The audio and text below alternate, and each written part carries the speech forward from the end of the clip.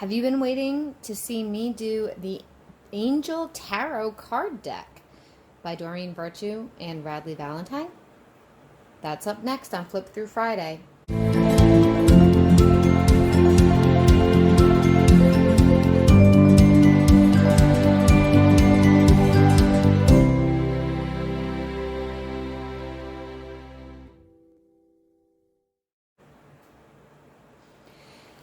Hey everybody, this is Mel. I'm over here off camera.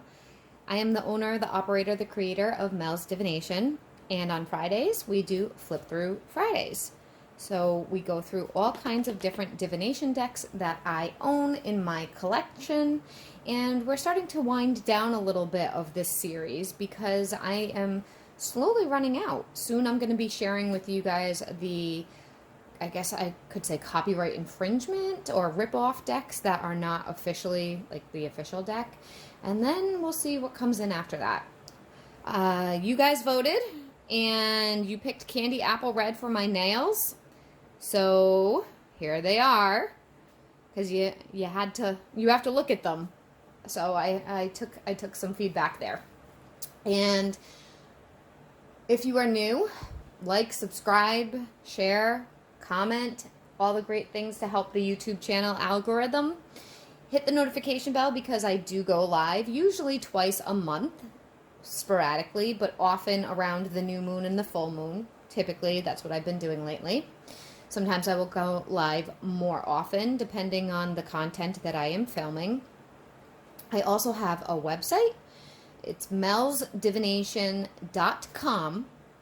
And on that site, you can learn a little bit more about me. You can book sessions for intuitive readings or coaching.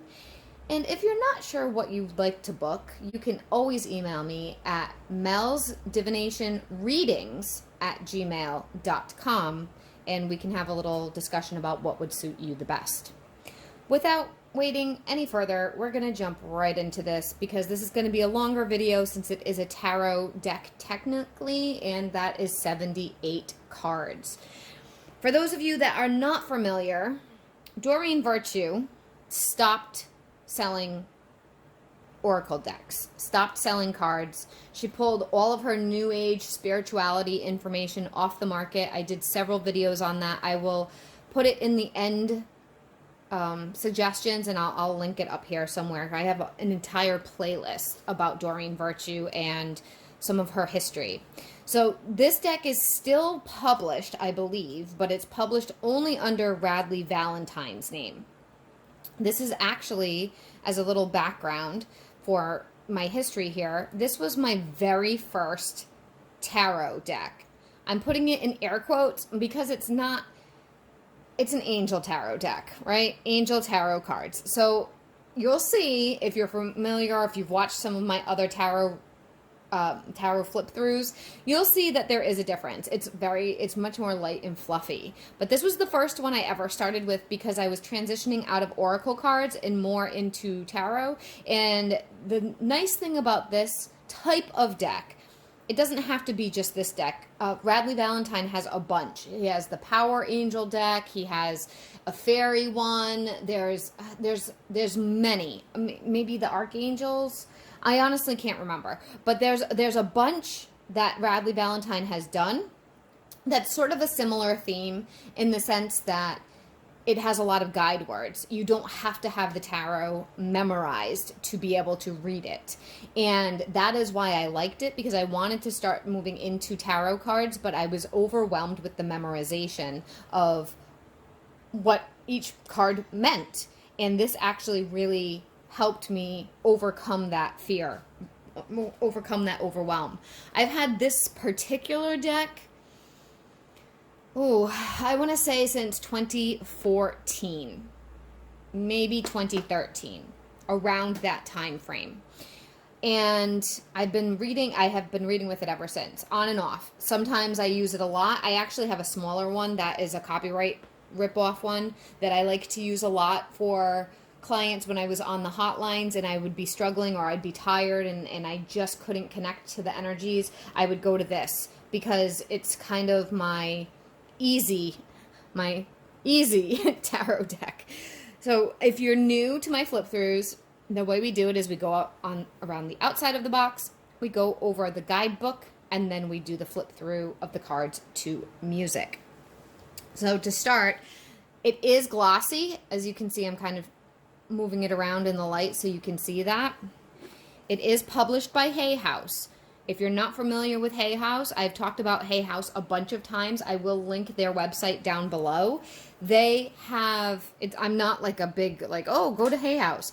What's nice about them, though, is they have sales every few months, and they're pretty big sales that you can get decks for like sometimes even 50% off, and often they will have free shipping. So it's a sale I would recommend. As you can see here, this I purchased this at $16.95, and I probably did. This was well before I knew about the sales of Hay House. This was a long time ago when I bought this deck. So here we go, and we're gonna get into the actual guidebook. So it is very, and this box isn't very difficult to open. Sometimes these boxes are like, you're like wrestling with them.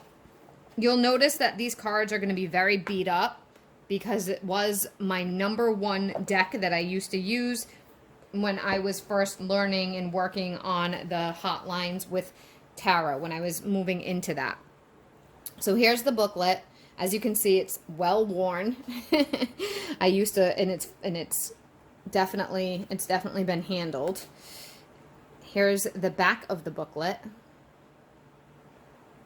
And again, for those of you that don't know my style of how I do this, I will show some of the booklet, but I'm not going to stay on each page very long, so feel free to pause to read this a bit more thoroughly. That's why I zoom in so much, so that you have a chance to read on your own should you choose to.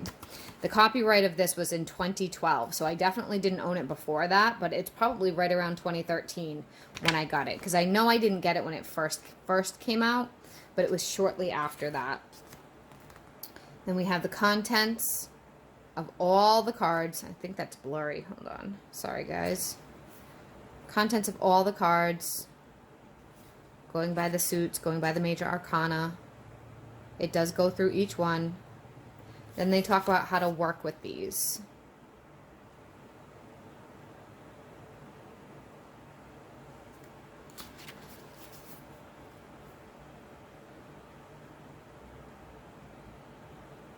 They get into what a major arcana is, a minor arcana, the court cards. So feel free to pause this and read this more thoroughly on your own time. Then they get into the traditional how to clear the deck, how to consecrate the cards, and I hear my other phone beeping, so I'm going to go turn that off so it doesn't keep going. I'll be right back. Sorry about that. My other phone will beep and beep and beep until you turn it off, so I didn't want it to interrupt this video. Okay. Here we go.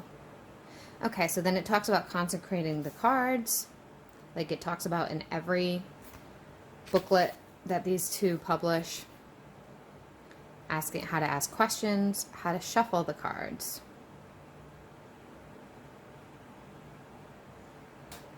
Don't overthink this, shuffling the cards. Shuffle the cards the way you normally shuffle cards. It does not have to be specific for this deck. Do whatever works for you. Okay? Then it gets into some spreads.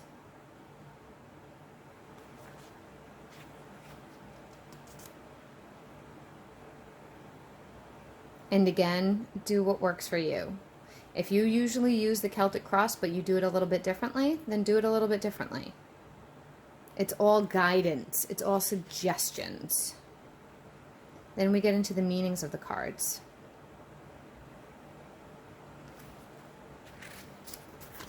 So first it's clumped with the major arcana.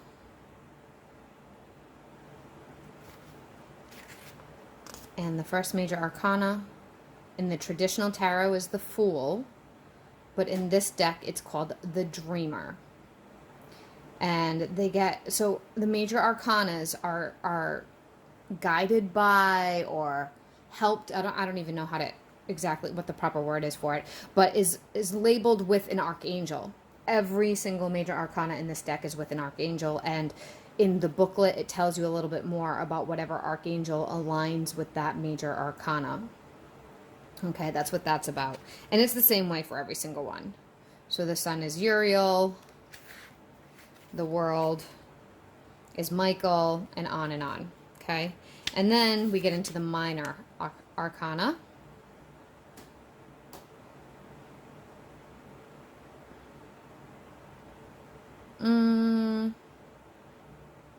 I don't know why this says this.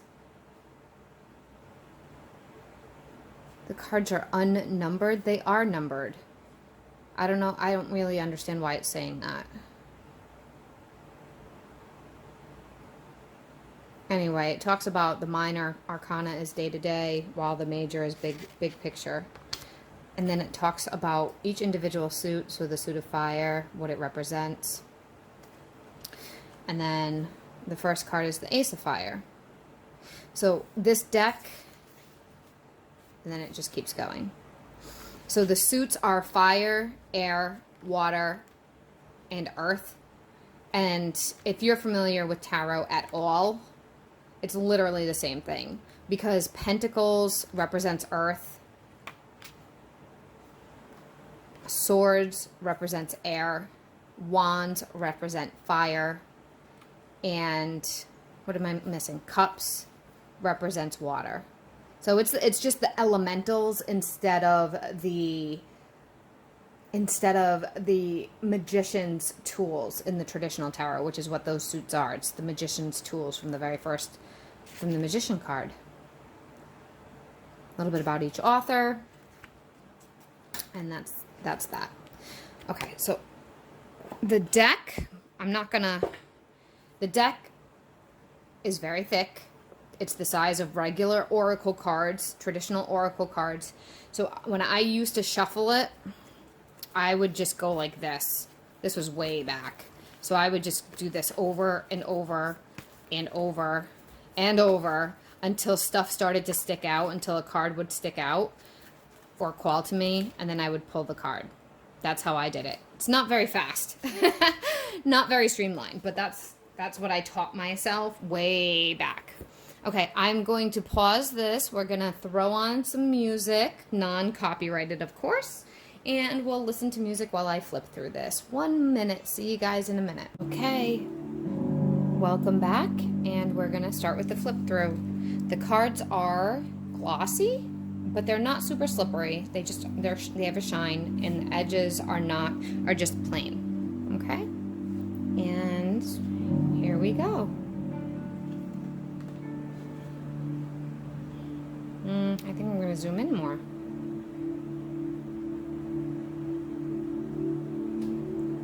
There we go.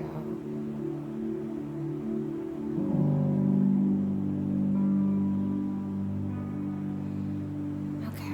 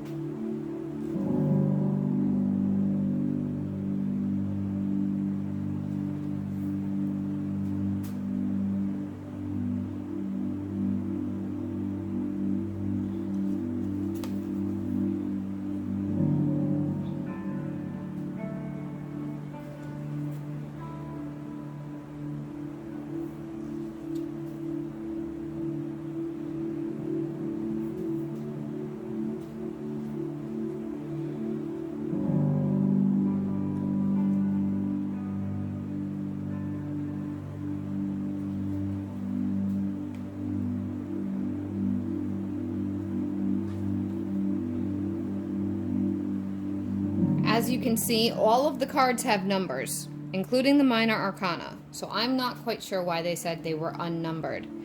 And the major arcana look like this. They have an archangel ruling it, and then the number is up here, the number 4.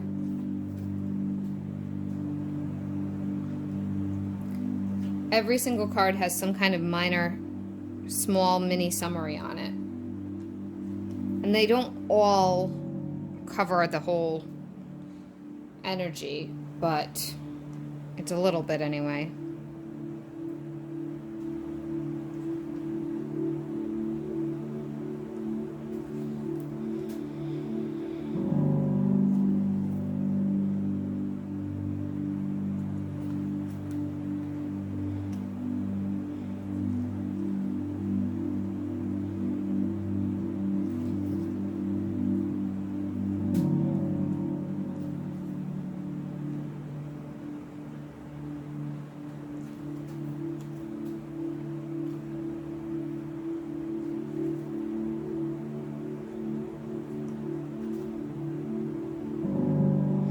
The court cards all have a little description underneath them of the personality.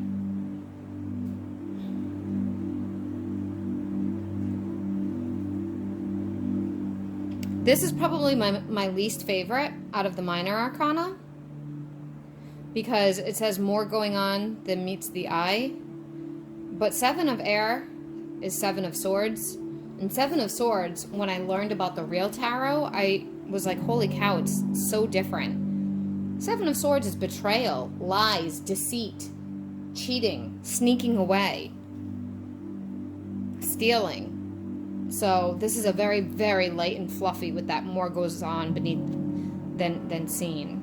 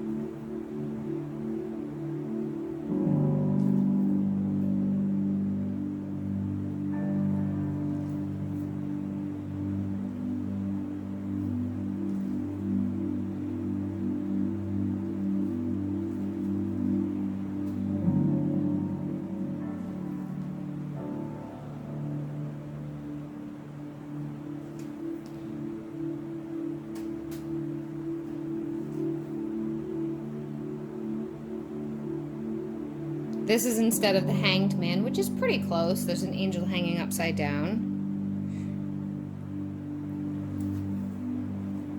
This is where I start to get kind of funny about it. Number 20, Major Arcana. It's the Judgment card in traditional tarot.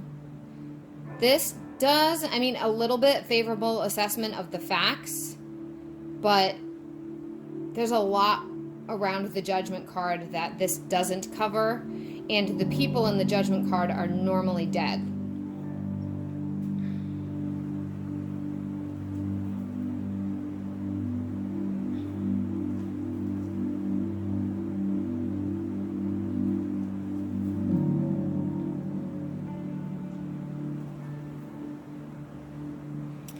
This is another one. This is the Tower. Life experience. A significant life event. I mean, the wording down here is pretty good, but the Tower is a lot more heavy than this picture gives it credit for.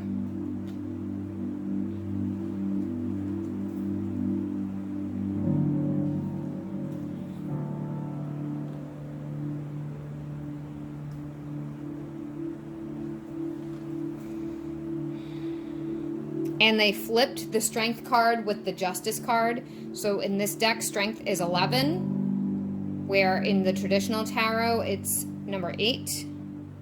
This one is the Death card.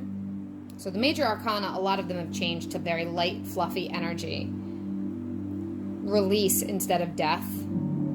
I would have liked transformation. I consider the Death card more of a transformation than a release, but sometimes we let things go during the Death card, yeah. Not always. don't think we've gotten to the devil yet. Let's see.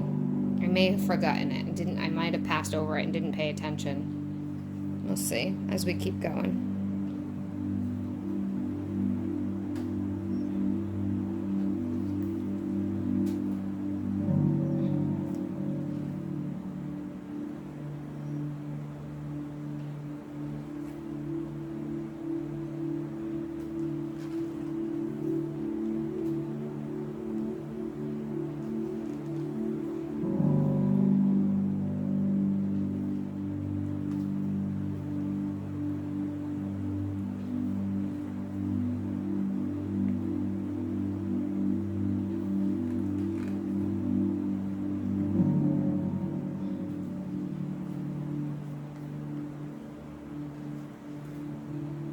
Here's the Justice card, number 8, even though it should be number 11. Oh, here's the Devil card, last but not least. It's not considered devil, it's called ego. And I don't really agree with this definition. Really minimal agreeance there. Okay, that is the flip through part. I'm gonna wrap this up and see you guys on the other side in 1 minute. Welcome back to the other side, and we are wrapping up the Angel Tarot card. So there is, as you saw, there was 78 cards as a traditional tarot. So it's somewhat, it does keep to the general framework of tarot, but the reason why I commented on quite a few things, because I don't always comment when I do flip throughs. I feel like it was so light and fluffy. And I didn't know that, because when I started with this deck and I didn't realize how watered down the definitions were. And they really are watered down, and they don't even go into it what the comparison is. When you're in the booklet, they don't say, oh, this is the death card. They don't say anything like that. So it's a great starter deck, but there's better starter decks out there. There's even something called a quick and easy tarot that has definitions right on it, and it's the traditional tarot. So this is nice, and I did get a lot out of it when I started using it. But I truly have not used this deck. It was like buried in the back of my bookcase. I had to pull it out to find it because I knew we're getting to the end of my collection, and I knew that I hadn't shared this one yet.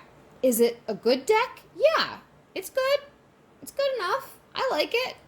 But it's not really my thing anymore. Might be your thing. One thing I do like about it, though, however, is I have particular clients that like to know which archangels are coming through for them at the time, what messages the archangels have to say. So I will come to this deck when that happens, because I feel like it's the most clear as far as that is concerned. But on a regular day in, day out, everyday readings, nope, this isn't it anymore. It was for many years, but it is no longer. Thank you for joining me on the Flip Through Friday. Feel free to comment below if you've had this or what your experience is around it. Feel free to make suggestions. Please like the video, and I'll see you guys all in the next video. Bye!